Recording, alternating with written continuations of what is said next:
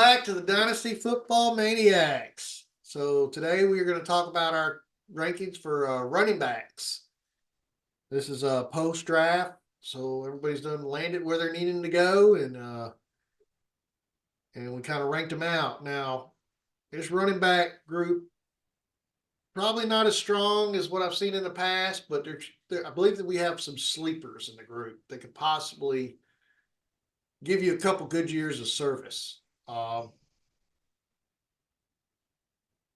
a whole lot to go and jump up and down about, but we do have a few out there that I think would be really good.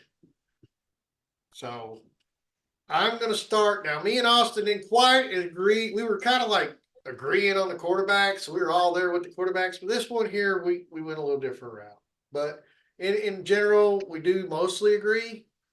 I think I added a different player. He had a player I didn't have, and I had a player he didn't have. So kind of makes it interesting. It's always good to shake it up and get different opinions. Now, all these is our opinions. This is based on our study, and neither one of us are experts. So I'm going to start off and we're going to start with number 10.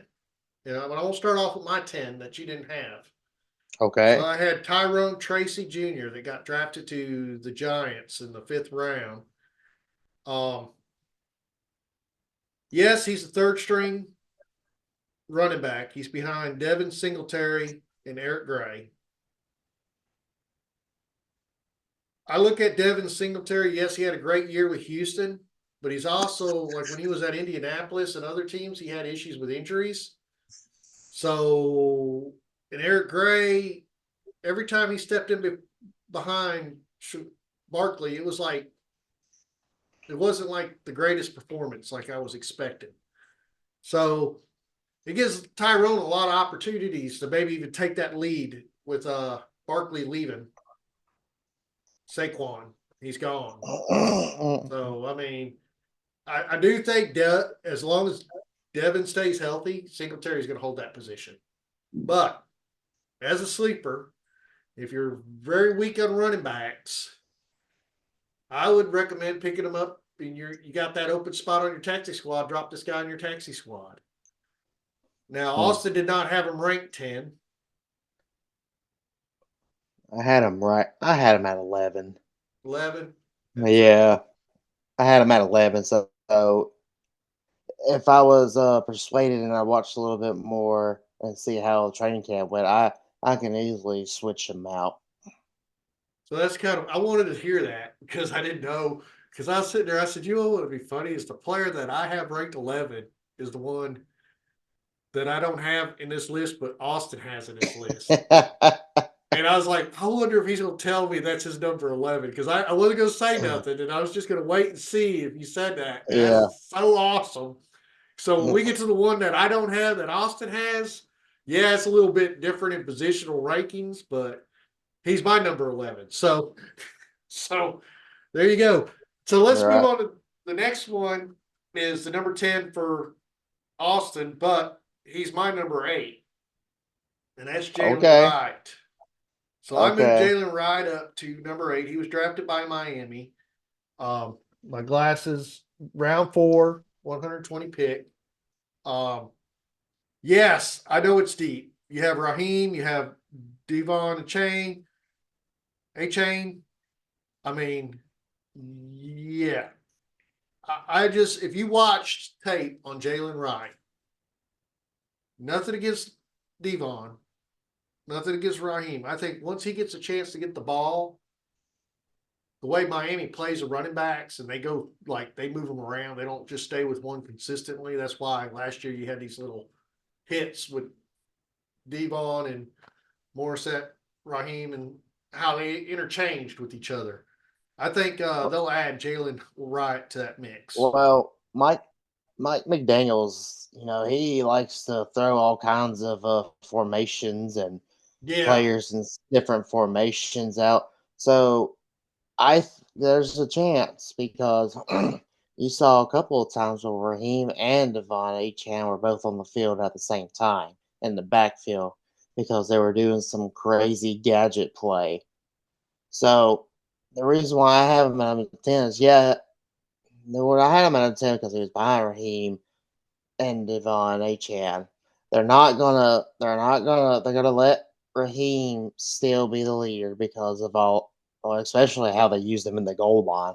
I mean, they just let him plow through the damn goal line, which was just mind boggling to get that many Yeah, damn touchdowns last year. Yeah, I don't see that happening again, but at the same time, in the beginning of the year, they're not gonna just veer away from that. no, But also though, Raheem has been had a history of injuries. So Raheem could be just one injury away from being hurt for a while. So that just leaves the door open for Devon and Jalen. So it I can see why you put him at 8. I understand that. And if something were to happen where Jalen just surprised everybody and just outbeat some like if Devon and Jalen just took it over, I mean, I can see moving up to 8. yeah. And also, you got to look at Morissette Raheem's age. He's 32 now, so I mean, he's for running back. It's surprising he's still performing like he's performing. So Well, I mean, when you're hurt so much, you're still kind of fresh and you don't have a yeah, lot of thread on the tires. get back on this. So that's another reason why I put him up there is the age of the starter, and and Devon. I mean, either way it could play out. But yeah, I would pick him up and definitely throw him on my taxi squad because I am weak on running back. So I will be reaching out for every straw I can grab, and he's a straw I'll try to grab if I can get him. Because I think some of the other ones we'll talk about earlier, if I don't pick them up at the right timing, they're not going to be available for me. But going on to the next one, we do agree on. So we both agree on Will Shipley. We have him ranked 9. He's a good player drafted to the wrong team at the wrong time. I mean, the Eagles are the Eagles, and they got Barkley. If Barkley stays healthy, you're not getting to play. And Kenneth Gainwell has always been the guy that goes second, so it's going to be rough. So, I mean, you're just not gonna. I don't. I would not waste my pick or my taxi squad spot for Will Shipley, even though I think he's ranked talently in I the would top pick him up 10. I would pick him up as an undrafted pick though. Like on when he hits the waiver wire after your rookie draft. I would definitely take a shot on him and put him on my taxi squad though. Because Yeah. my opinion, I can see him out beating and out competition Kenneth Gainwell. That's just my opinion, though. And I thought about that. I looked at that because I mean Gainwell has been around for a while. I mean, let's see.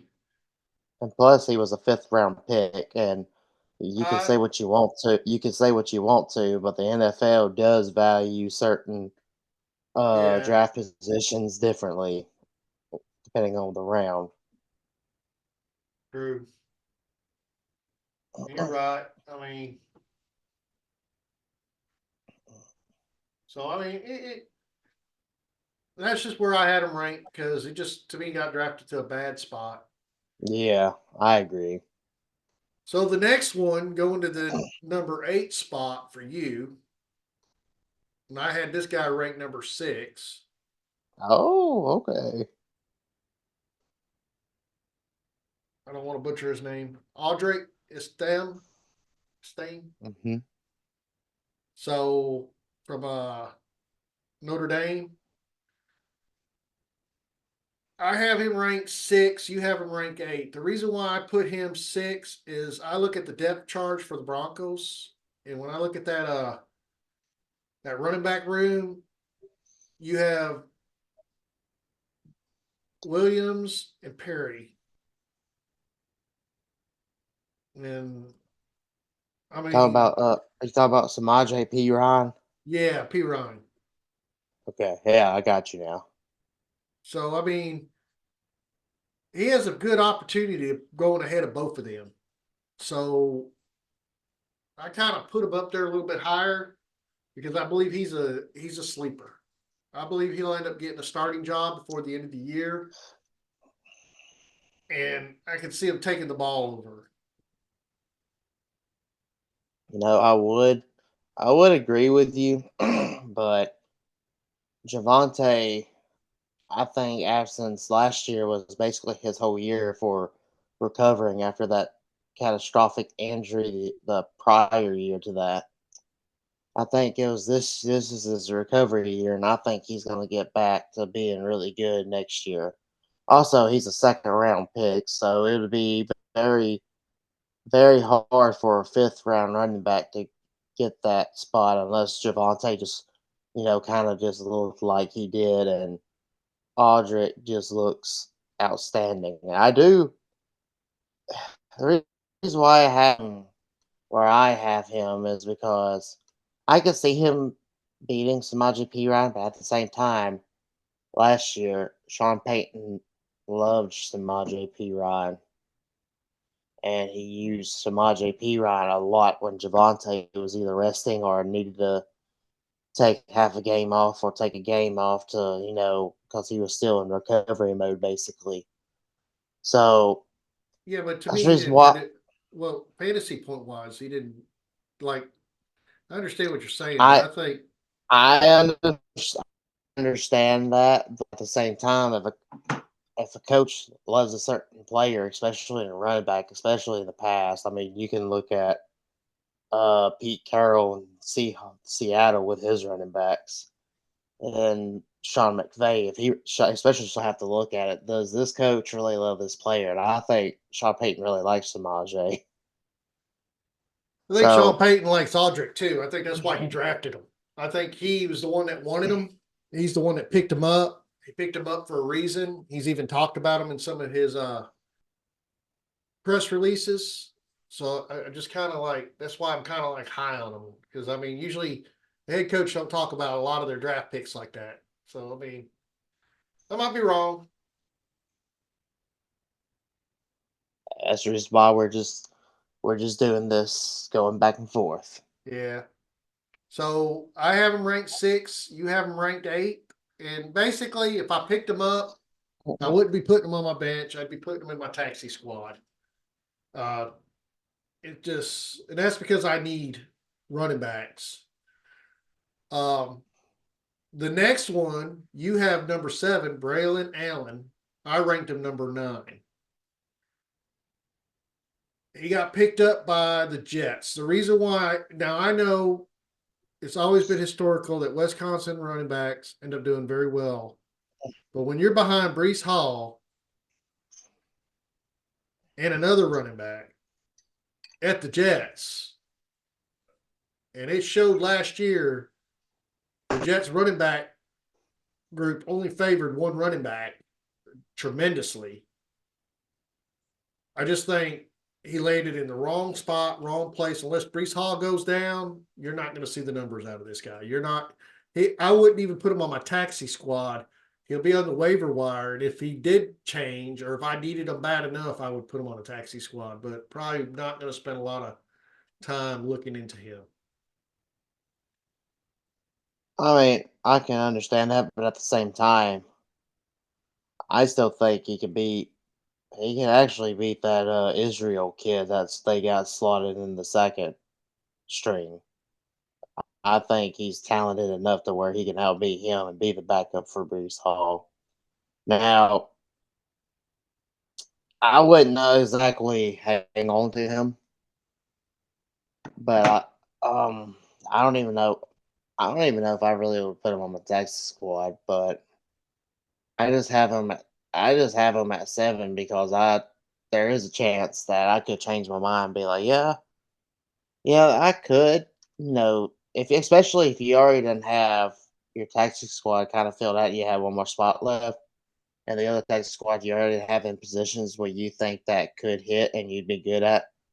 If you really want to take dart throw, yeah, you could just stash them there, but it would have to take something like something pretty significant in order for him to see the field, especially with Brees Hall being there. But it'll be interesting to see how they do use him and going forward. Yeah. So the next one he got ranked 6 is Bucking Irving, and I ranked him number 4. Now my reasoning why I have him a little bit higher up on the board is he's behind Rashad White. Um, I think he's better than Edmund Chase. I don't think Sean Tucker was all what he was going to be. Rashad White is good, but just I don't know. I think Bucky Irvin's got something that could probably end up maybe taking that slot over. But now I'm not saying I'm gonna put him on my bench and I'm not gonna run after him, but he'd be worth really watching. And that's probably why you have him at 6. It's probably a guy you're like, okay, he's under my radar, but he's not my number 4 guy, but he's there. I'd still have him. It depends on where you're at on running backs. I mean, like I said, this class is not that deep, so there's no real starters until we get to the top of the list, and that's a questionable starter too. So I just it's hard to beat out someone that performed last year and performed the year before and pretty much held his job, I mean that they got and rid the of Leonard coach is Fournette. happy with him.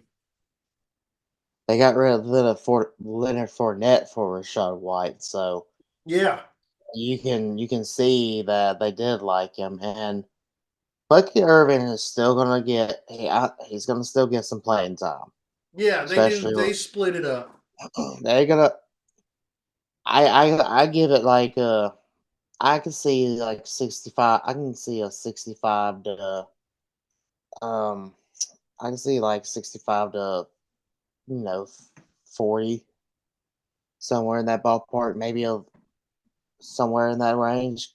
Well, last year Rashad White had 80% of it. So I mean, Well, I mean, because they also didn't have a Bucky Irving last year either, though. no, they had a couple good ones. I thought Edmund Chase and all them guys would do decent, but Ah, okay, you're with me on that.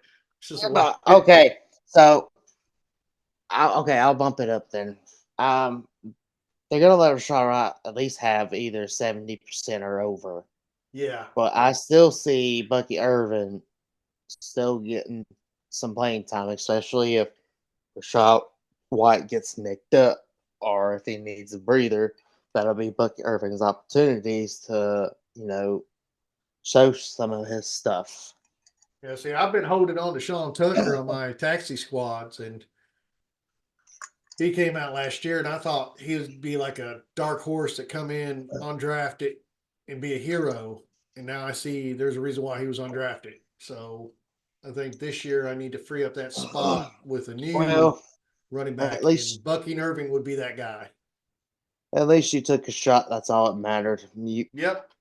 You thought in something, and a lot of times it isn't going to work out, but there are some times where it hits, and it feels really good when you do hit. Yeah. So this is another one that's going to surprise you. We disagree on, but we both have them ranked. You have them ranked That's 5. right. I have them ranked 2, which is way different. Yeah, that's pretty different.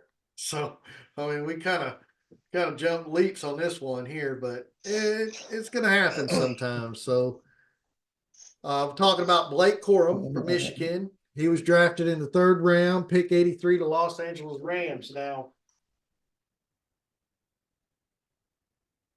this is my outlook. Last year, you had a 5th rounder, Kyren Williams, pretty much take over the backfield and do a tremendous job. Okay. And I know Blake only got drafted in the 3rd round, but I think talent wise, Blake is a lot more talented than Williams. And I think once he gets the opportunity to touch the ball and go down the field, the Rams are going to push him. So he is a guy I'm going to try to jump as quick as possible because I have a loaded taxi squad of my dream running backs that all failed on me. And I got to decide which failures, not failures, which people did not succeed in the time length that I needed them to succeed in to replace. And he is not just a taxi squad replacement, but a hopeful bench guy since my running back room grew and got better over the offseason. I would love to add him to my group, and that's I'm really high on Blake, and I'm not I'm I watched him play enough to know that he is a good running back. So, and the way the Rams style is, I think he'll be great with the Rams. So, Yeah, I I have him at number 5 because they're gonna still let Kyrie Williams eat, especially after last year. Oh my God, they literally because they literally was like, okay, Sean McVay was like, okay, Cam, go out there and do your thing. It was literally just like maybe a half a game, and he was like, all right, Kyrie, we're gonna throw you out there and see what you got. And Kyrie just got that opportunity and ran with it. and And that's then good. And he might have that and opportunity again then this year. and then Kyrie and then they were like, all right, Cam, you go to the Vikings and we're gonna run with you. Blake Corum is gonna do really good, especially if Kyrie Williams gets hurt. Yeah. But I still think Kyrie Williams is gonna be a very big part of this piece for their offense. I believe right now, yes. So it'll be interesting to watch. But he would be definitely one I would be looking to put on my taxi squad for next year or this year. I mean, yeah, I would definitely put Blake in my Texas squad without a doubt. Yeah. So our next one we both disagreed on. We'll get to another one in a minute to agree on. I think the next one is like our first pick. Yes, it's the first one. I can't remember. Nah, yeah, Marshawn Lloyd. I have him ranked fifth. You have him ranked fourth. He it was wasn't that drafted. much. No, not much on this one. Not as the other one. He was third round pick, 88, went to Green Bay. He's playing behind Josh Jacobs. And there's three other running backs in the room. He is the second behind Josh Jacobs. So that means if you've watched Green Bay play, they always use that second running back. But they usually use him at a lesser amount than the main running back because back in the day it was always Aaron Jones. And I think it'll be like that with Josh Jacobs. And I think you're going to see about a 30% ratio for that backup. So to have him on your bench to maybe jump in there when a running back is out, like your starter, you need to fill a gap.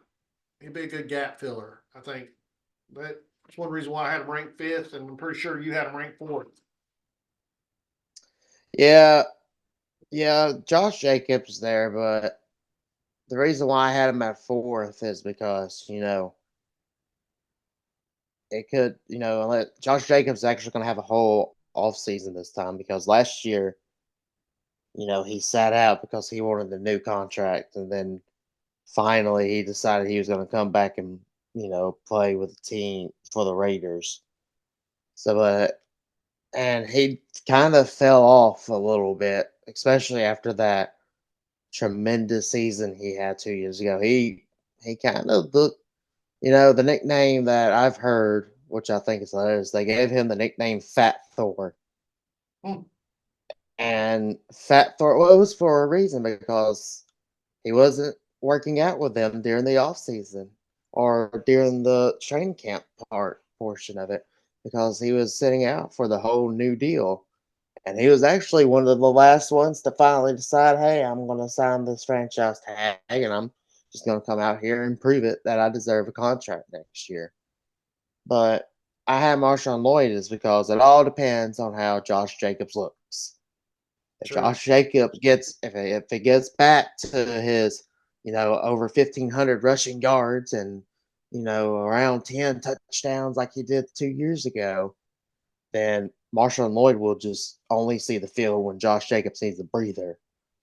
But if he looks like how he did last year, or even relative anything worse, I think you could see a very get close split timeshare with the Packers.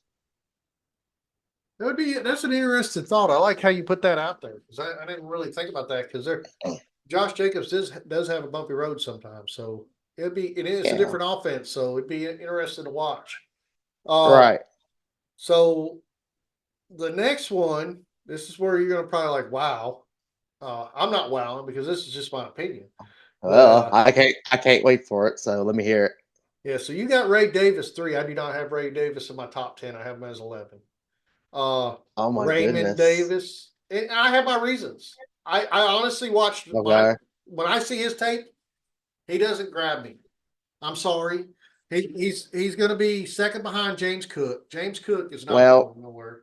hopefully when it's my turn to lay out my reasoning, I think I have a good reason to persuade you on this, but I'm gonna let you talk about yours first. All right. So when I look at him, they have him as running back 2, which makes sense in that running back room. There's a an undrafted one that I think will be a surprise for the Buffalo Bills, if not probably better than Ray Davis and younger than Ray Davis. It's my opinion, and that's Frank Gore. He Oh was no. undrafted. Uh, James Cook is hands down James Cook. I don't think Ray Davis is going to be that extraordinary, but he will probably get some playing time. He's probably at 30%, but I probably would not pick him up or put him on my taxi squad unless he proved himself. And you go ahead and give me your reasoning, and Okay. I'll So okay. So the reason why I have Ray Davis as 3 is yes, James Cook is number 1 on my team. Yes, he did pretty good last year, but when it got to the red zone and the goal line, James Cook was not on the field. It was always a bigger back, hint, Latavius Murray. They signed Latavius Murray to be the goal line back. So that's the reason why I have Ray Davis number 3 is because I see Ray Davis being the goal line guy because of how beefy he is. Because Sean McDermott literally came out and was like, we want a big back. We want a big back when it comes into the red zone. So that's the reason why they signed Latavius Murray. That's the reason why they had um there's that other guy that they signed that was a pretty beefy boy.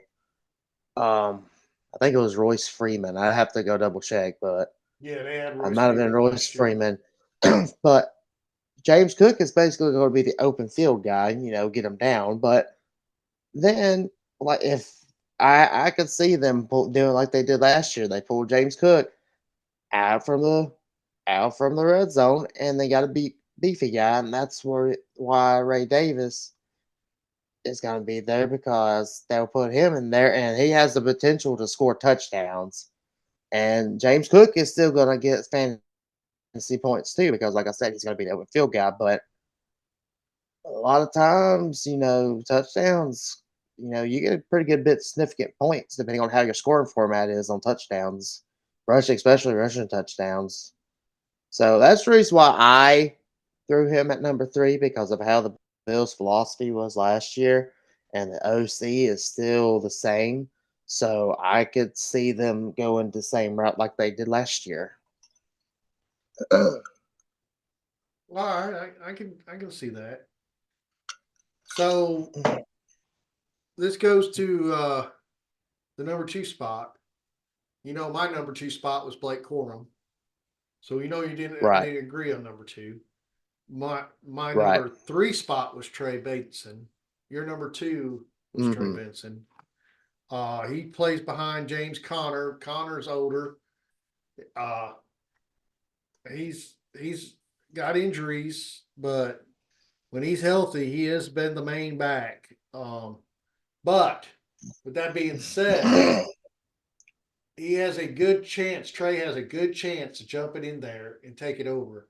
Now they did add DJ Dallas, Michael Carter, and they already had that Mario DeBer DeMarcado, DeMarcado. Uh, DeMarcado. yeah, DeMarcado. So I mean, I think Trey has the best shot out of all of them to take James Conner's spot. James Hmm. is now 29 years old. He's had a Yes. great, extraordinary NFL career with the Cardinals. Pittsburgh, Arizona. So I mean, he's had a pretty good career. At any time he's going to go out. So I think Trey would be a good pickup, and to see how all that plays out. I mean, so that's why I had Yeah. him 3. I almost put Blake at 3 and kept him at 2 because he Mhm. probably has a better shot than Blake at becoming the starter running back. And that's Right. because of the last 2 years, points in the season, James Conner has hurt himself and he ends up being out for 3 or 4 games. And 3 or 4 games can matter because then that tells you Oh what's yeah. next. And that's the reason why Arizona went out and picked up these other running backs, is because what they had behind him wasn't enough. And they needed to get another guy like him. And I think out of the draft, this was the best it offered.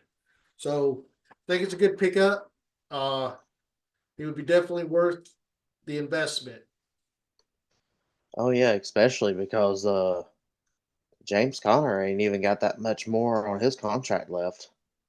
No, So yeah, but I could easily see Trey Vincent taking over that even when no, the difference James between Conner is him, leaving. yeah, but James Conner is also known to be one of them players that takes friendly deals, and a lot of times teams don't get rid of the friendly deal players, especially if they're No, good. I think after this, I think it's done. Uh, okay, I think after this, I think it's done. James Conner could probably go sign somewhere else, but I think if it's he does done. it, I if think, that's okay. I'm just saying he's a yep, friendly deal yep, player. The that's history shows in the NFL if you're friendly. friendly deal Okay, stays. okay, he can make a friendly deal, but Trey Vincent's going to be the number one running back, and he's just going to be in the backup. I doubt it. I Hear doubt it. ye? Hear you, whatever. Okay, we'll see. It'll be interesting. Yep, Uh, I willing to bet $20 with you. uh, I ain't gonna go that far with it today. Uh, That's what I thought. all All right. right. So the number one we agree on. We both agree Yep. Jonathan Brooks, and a lot of the thing is this landing spot. I did not have him as my number one. I don't think when I first ranked my running backs. The reason why I went number one this time is he's a starting running back. He won the spot.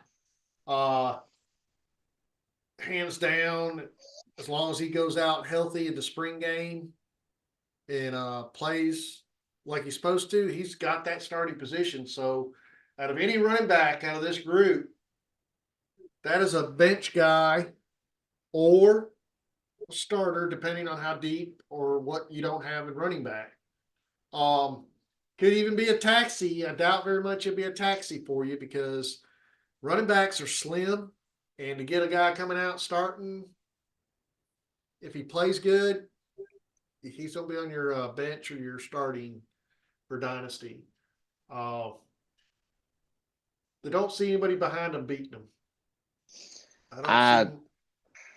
I don't. Yeah, It's because you got behind him. They got Chuper Hubbard and then Miles Sanders, which was very disappointing, by the way. yes, I agree. Both of them were like, okay, really, this happened. Yeah, because So I mean, go ahead. I was expecting Miles Sanders to do a lot better than what he did last year, but yeah, if Jonathan Brooks there, and a lot of people are gonna always say, "Oh, tell the people who's are recovering from injury, oh, that they're ahead of schedule. Oh, they're ahead of schedule." So we will really see the way Jonathan Brooks looks when we get into training camp. But I think in the beginning it's probably going to be a little bit slow, but then eventually when he gets his feet underneath him and he gets really comfortable with that leg after being hurt, he's like, "All right, I feel great. Here I go." I Yeah, think he's going to be pretty good. and I think the reason why Carolina was so keen on him is because they did that medical checkup. He pretty much recovered from that ACL tear. Um, they felt pretty confident that he's going to be able to take the field in the training camp in late Mm-hmm. July. So it's his 21st birthday. He's a young kid. I can't believe how many running backs they have. I'm sitting there looking at 1, 2, 3, 4, 5, 6, 7, 8. 8 running backs on Yeah, that team. yeah, That's deep. yeah, I see at least 3 of them going to the practice squad. I see about 4 of them go to the squad. My God. Well, I Yeah, say, 5. a couple of them, there are going to be at least maybe 1 or 2 that might get cut, but the rest, they'll probably keep like 4 on the main roster and then put the rest on the practice squad and see how that goes. Yeah. So let me drop back one. Because after you and me had our little debate about James Conner, I'd have to admit something. What's that? I thought the same thing about Zach Ertz for Arizona. He was always friendly, dealing with them, stayed with them. But as soon as he got hurt long enough, and the other guy came up and played in his spot and played so good, the team released him. Right, So I rethought my thought of what you said. You're probably right. If James Conner goes down, and that'd be the only way they would do it, is if he went down again, and the other one stepped up and played as good as Trade McBride, then yes, they because they're not the friendly deals he's signing are usually only 1 year, 2 year. He's not signing these extraordinary deals like some of the other guys, and that's because of his age. Uh, but they're still paying him good, and he still performs good. Arizona, there's a lot of wins counted because of James Conner carrying it on the back. So yeah, I could agree with you that if he right, falls but off and the guy does really good, the Arizona will let him go. right, but see how when was the last time he actually had a full healthy season? Oh God, I'd have to I, look it up. don't worry, I got it for you. He It's has been a never while. had he has never had a full year playing. Now, you got the best games was when he in 2017 when he came out of the as a rookie. He played 14 games, which is really good for especially for a running back. And then in 2021, when he was the first year with Arizona, he actually played 15 games, which is really good for a running back. But then, after 2017, then you have 13 games, 10 games, 13 games, 13 games, 13 games. Now, keep in mind, yes, that's still relatively good, but at the same time, he's still missing up to 5 to 6 games throughout that stretch. So yeah, so if just say hypothetically, if he comes out, and that's the thing, the problem is that they never let James go because everybody behind him can't do as well. Now I think they brought in some good running backs. DJ Dallas has always showed signs of being a good running back.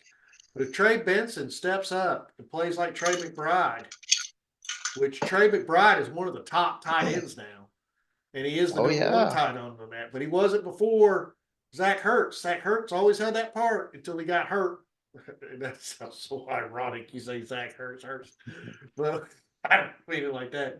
So I mean, I sit there and I was arguing about friendly deals. You're right. I mean, Arizona's done showed their hand on what they think about friendly deals. If the player's not healthy and they got the guy that can play better than him and he's going to be healthy the right, rest of the year, they're going to go ahead and not re-sign that contract, and they're right. not going to keep him as a backup.